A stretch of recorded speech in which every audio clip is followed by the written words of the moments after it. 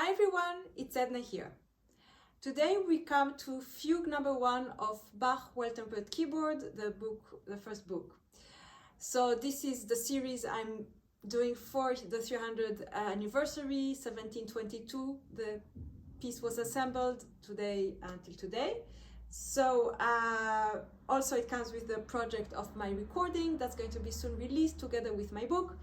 So today we're going to talk about Fugue number 1. And first, I think I might have discussed what is a fugue before in one of my videos, but it's always good to repeat. The idea of a fugue is that you have a theme. In this case, that's the theme.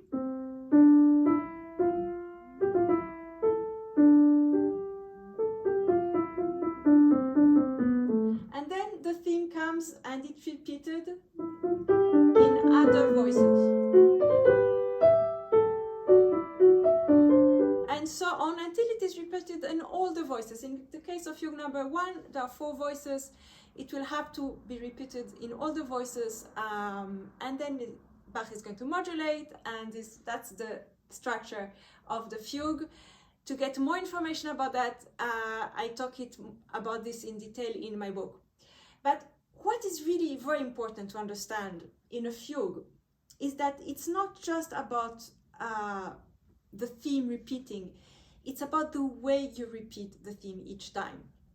So for example, it is traditional to use the articulation you chose at the beginning. So it's very important to have a very clear idea of how you want to play your theme, which articulation you want to use, because after that you need to repeat it every time in the same way. So I said I was going to talk about interpretation. If you look at the interpretation of Richter, he plays it rather slowly and everything very legato.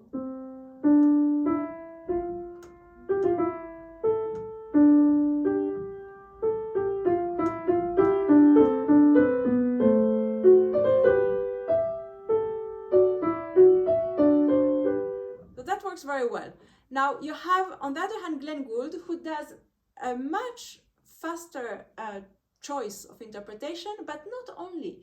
You know, when I told you in the prelude that when you have a longer note, you play them a little bit longer and the shorter a little bit shorter. And so he's doing that a lot, and he's doing, for example, the triple notes very, very detached, and he's also adding articulation to the end of the theme. So he's playing it more like that.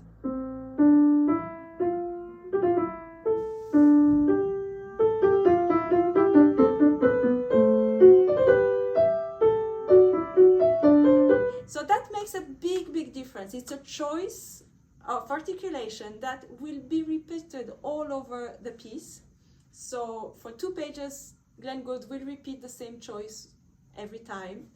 And you see that this choice actually has a huge impact on the way you play it and on the character you give to the piece. I was talking about affect on the prelude. So again, the affect is very different. When you play the Richter version, it's very serene because the legato and the slowness gives it a lot of serenity.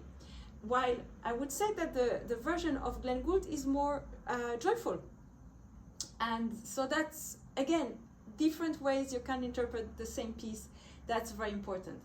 Now, the other thing which I'd like to talk about in this piece, which I really find significant, is the fact that it is basically built on one interval.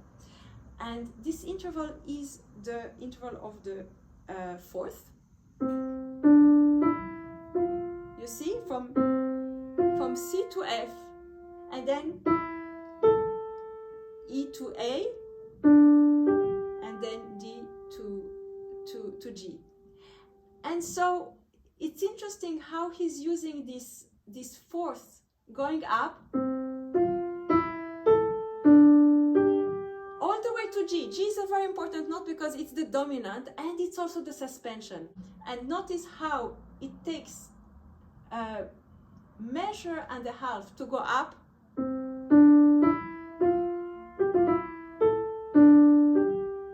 and then just 3/4 to go down. And that's very significant. So that's something that I would put into my interpretation, because I think that the going up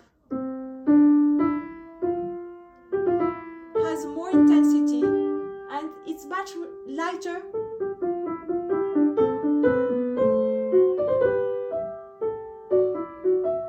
Because it's much easier to go down than to go up, basically. And that's true when you do sports and you are running up a hill is much more difficult. Go down is somehow easier. So anyway, these were like a few thoughts on Fugue number 1. I'll see you next time with Prelude number 2.